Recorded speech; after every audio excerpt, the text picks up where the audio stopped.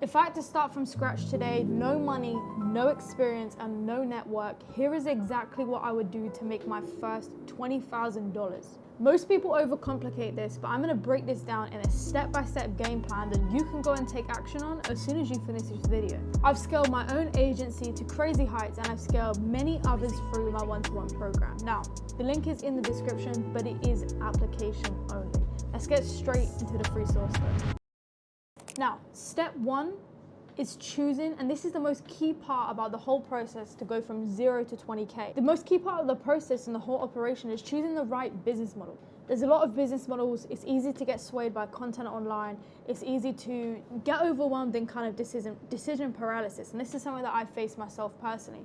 You know, you're getting into the online space, you're seeing, you know, someone talking about trading, someone talking about dropshipping, someone talking about reselling this, and this. There's so many different business models that you can choose from. It is hard to go with the right one. Something that I would like to say from my personal journey would be, look at where your skills lie. What skills do you have? What do you feel passionate about? What do you enjoy? And what business model is the most similar to that you can build a skill set on? I don't mean that, you know, you've got to come into it having an existing skill set and already knowing things about the business model. I mean, envision yourself doing exactly what that business model entails after doing extreme research and seeing if that aligns with you and what you want your life to look like. That is the best way I would do it.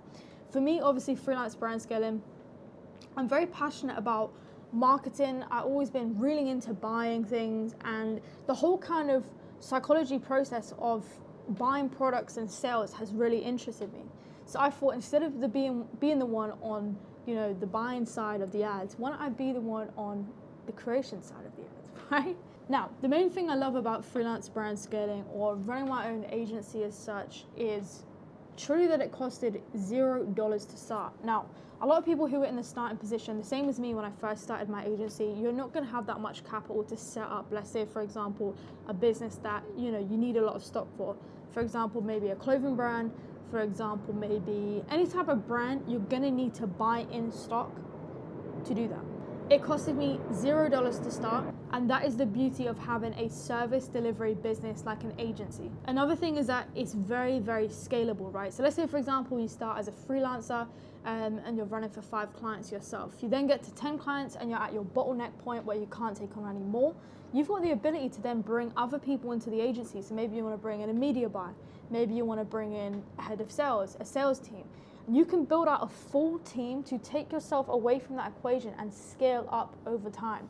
Obviously, integrating systems, building systems, bringing in employees, having people in different roles is going to help you scale massively. So, you know, you could start this yourself, get to that 5 to 10K point, and then from there you can even go to 50, 60, 70, etc. onwards whilst building out the right team. It's very scalable, and in my opinion, it's a real business, if that makes sense. Like, running an agency is a real company. Now, once you obviously get to a certain point, and now initially this was never the case for me, but once you scale your agency to a good point, you're able to truly travel anywhere that you want to go and work from there too. And let's say, for example, in my situation, obviously, as you guys know, I moved from London to Sydney. I've traveled to 2 different countries this month. I've got another trip coming up. I'll just be doing random stuff. And I mean, as long as I've got the laptop, as long as I bring that with me, nothing changes work-wise. Only the time zone gets me sometimes. But other than that, it's all good to work absolutely anywhere. And also as well, another big thing that I would like to say is this is an in-demand skill set. This is a real skill set that people are in need of. And people always say to me, you know, is running an agency or brand scaling or whatever you want to call it going to be here in 10 years? As long as companies are marketing online, and if anything, marketing online and sales online are increasing over in-store buying habits as we've seen over the previous years, right?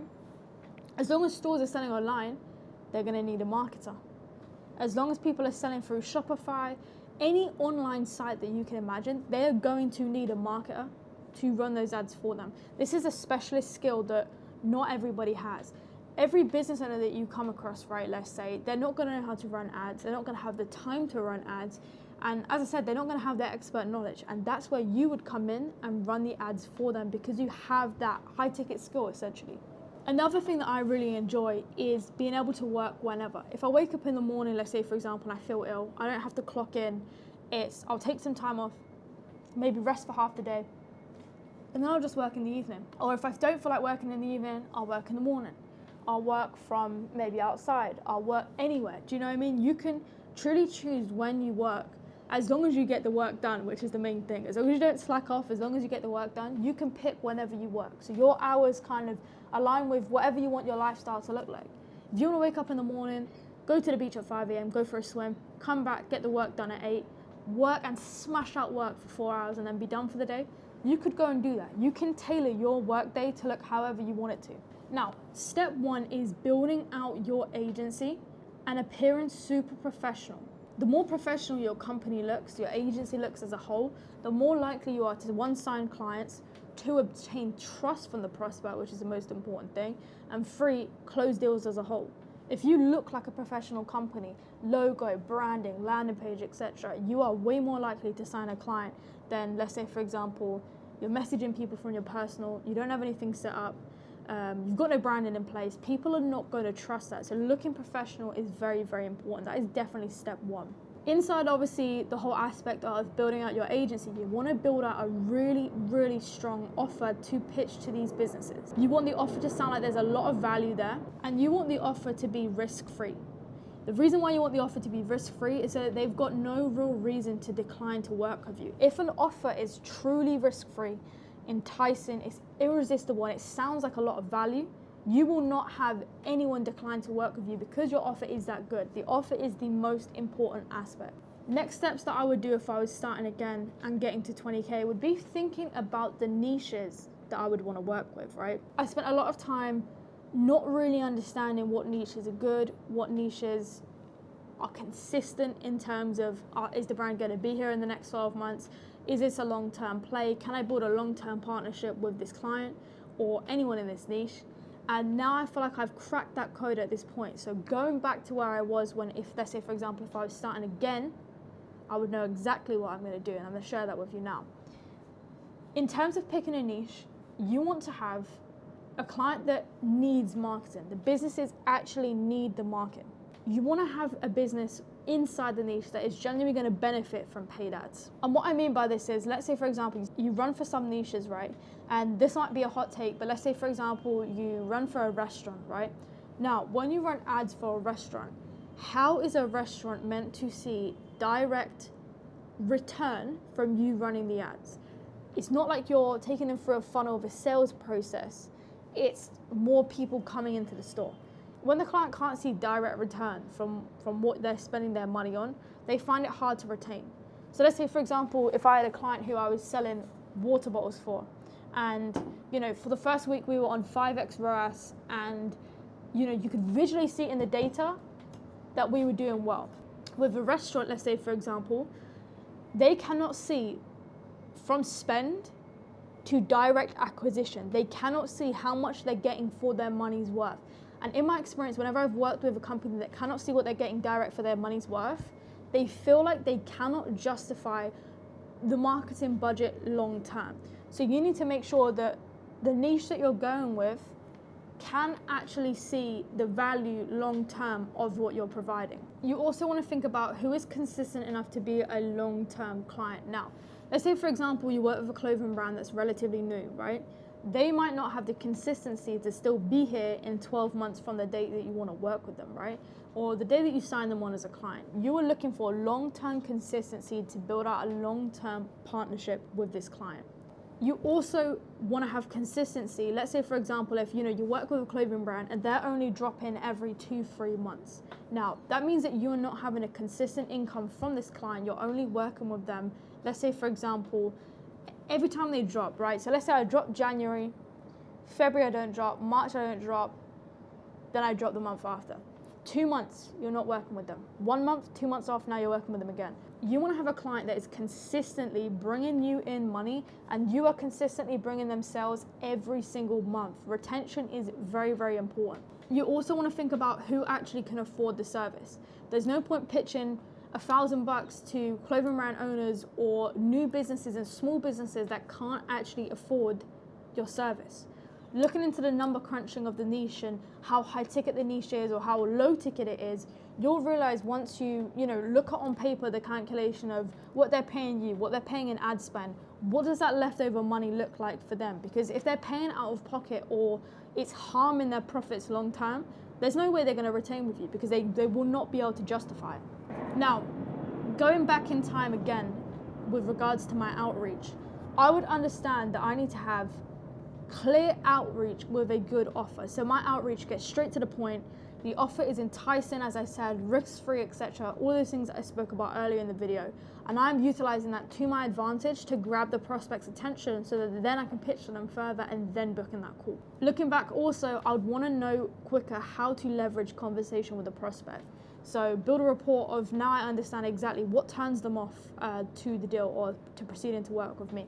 How to word deals and offers to make it sound irresistible and like they're really getting a lot out of me. What makes them feel super comfortable and how to extend myself to make them feel super comfortable. In the sense of, it's as simple as even when you're on the closing call saying to them like, look, do you have any questions? I want to make you feel 100% comfortable. Fire them off at me right now. I'd love to clear up anything for you. Even things as small as that make a big difference for the prospect because you're giving them the ability to ask you absolutely anything. They might have things on their mind. They might be concerned about certain things. They might not be up to speed with the full process. The more in-depth you explain to them and the more comfortable you make them feel, the more likely they are to proceed with you and then retain long-term. If you've got good things like good communication, good reply times, or you genuinely want to help them grow, they'll be able to see that. I would also want to understand ways to grab their attention in the initial message. For anyone watching this, you need to understand that the initial message that you send the prospect, whether it's email, SMS, whether it's DM, whatever that looks like, your initial message that you send, the first thing the prospect reads, needs to grab their attention or they're just not going to reply. These brands are getting a lot of messages, and if your message does not stand out, you're just going to go in a pool with however many people that are messaging them, right? You need to stand out. Your offer needs to be good, and that initial message needs to capture them. It cannot be generic. And I would learn how to stand out from others in this space, not be generic. Have my branding be personal to me. Be myself from the jump. Don't, copy what other people are doing. Truly differentiate yourself. And I say this all the time, and I'll say it 100 times over. If you do not differentiate yourself, you will not succeed in this space. I can tell you for a fact, you have to differentiate yourself. You have to be yourself. My bad, I'm getting fucking distracted. Now, jumping straight back into it. Knowing what I know now and what I didn't at the time before I hit my first 20K, which is a long time ago, I would avoid clients that hit a specific criteria. Now, I feel like I've had some skin in the game now for a while, so I know exactly what, red flags are. I know exactly what would turn me off if I was to sign people again. So one of those would be, I would not even bother with clients that are not going to be around long term. I would save myself the time and the effort and not go on and sign clients that will not be around long term. I would also not proceed with clients that can't pay me long term. It's good that you can pay me, my set price for the first 2 months, but 6 months down the line when I'm trying to build a long-term partnership with you, is that something that you can commit to? Is that something that we can mutually get out of this partnership? I'm going to bring you sales long-term, but can you pay me and afford my service long-term? With obviously that the pricing is fair. You don't want your pricing to not be fair. I would also avoid clients that have inconsistent sales. So brands that drop not every month, brands that just drop when they feel like it. Because what I was looking for was consistent income rather than, this brand drops and they hit me up and now I'm working for them now. They don't drop now for 3 months and now I'm not getting anything from them. I want consistent clients to build a consistent income per month. If you're wanting to get to that 10K, 20K, etc. mark, you want to have those consistent clients on because you know exactly what you're getting and you can forecast exactly what your agency is bringing in. The best way to go from inconsistent months, let's say for example you pulled 3K months, you now pulled a 6K month, is by having long-term retaining clients on board. Having retainer-based clients offer stability and predictable income, whereas performance-based pay offers, obviously you're getting paid on what you generate them. So 1 month it might be this, 1 month it might be up here. The product might change and, one product popped off and did 25K this month.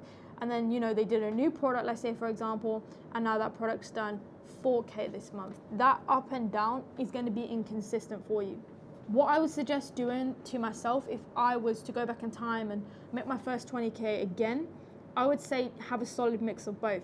Have flexible earnings with the performance-based pay method, but also have solid retainers on the other hand that enable me to know that I've got consistent income coming in every month to build out that MRR of getting to at least 20K a month.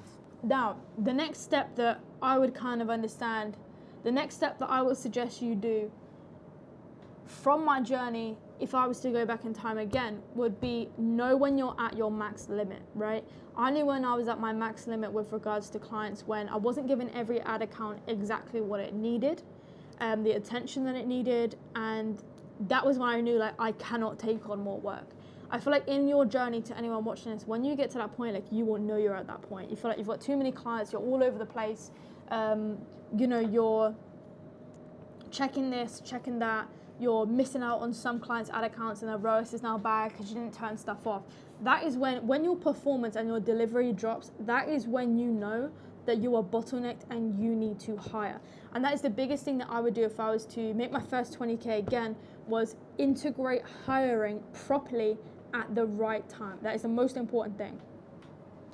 Let's say, for example, if you keep on doing it yourself, you want to run the show on your own, you don't want to employ people, you're going to end up not delivering for clients and obviously going to give yourself a bad name. You're going to have issues with refunds, payment processes, etc. And you don't want to have that stress. You want to just deliver and bring people the results that they actually want from working with you. This is when you would need to branch out your team, maybe bringing in the sales team side of things to free up your time. Maybe bringing in like a junior media buyer, for example, for someone who's going to run the ads for you and split off the workload with you so that you free up some more time and you can work on other things within the agency or just go on full scale mode. Implementing clear systems and bringing in trusted employees and a really solid team is genuinely what will take you from 10K to 20K and getting correct systems in place, hiring correct people. I don't just mean going on Fiverr and hiring a cheap media buyer. I mean networking with people, really understanding who's trying to get into the space, really understanding who's a freelance media buyer at the moment who you want to bring in under your wing and into your team. That is the best way that I would recommend hiring people. I would not go to someone on Fiverr, someone that I don't know. I would network with people who is doing the same thing as you, who are operating on a freelance basis, and had them integrate into your agency. And over time, you will build out a larger team. You'll have people managing people. You'll have different, my agency started off as just me and my clients, right? Obviously, I started off organically and it was just me running the whole fucking show. Then we started to bring in people to sales. We started bringing client, I don't know how to word it, client management roles, if that makes sense. So people who ensure that the clients are satisfied, the clients are taken care of, the sales team, general managing for the sales team, etc., head of sales, etc. Now we've got a full-on ecosystem going on right now where people managing people, everyone's in flow and everybody is aware of what their role are and they have the correct communication and management, because over time from my journey from 20K and beyond, I learned how to manage, how to delegate, which was a really hard thing for me. Delegate and maybe take off some of the control that I feel like I need to have over everything in the agency. But in this video, this should be a step-by-step guide of everything that you need to go through to hit that 20K mark. And more importantly, everything that I would do if I, let's say for example, started off from scratch and I needed to make 20K again. These are everything that I would do. Any questions, DM me on Instagram. I'm answering absolutely all. I'm being super consistent with the videos. I appreciate the love. The Telegram is always open as well. Link in the bio for the Telegram. Link under the video, for the Telegram. I'm dropping free game daily. I'm reviewing outreach. And I am basically just voice noting like I am right now, but you can't escape me. You can't escape the game. So new video coming this week. I've got a crazy case study and I can't wait to share it with you guys. It is so exciting. But drop a like and subscribe if you found this video valuable, and I'm ready to drop some more heat. I appreciate you guys.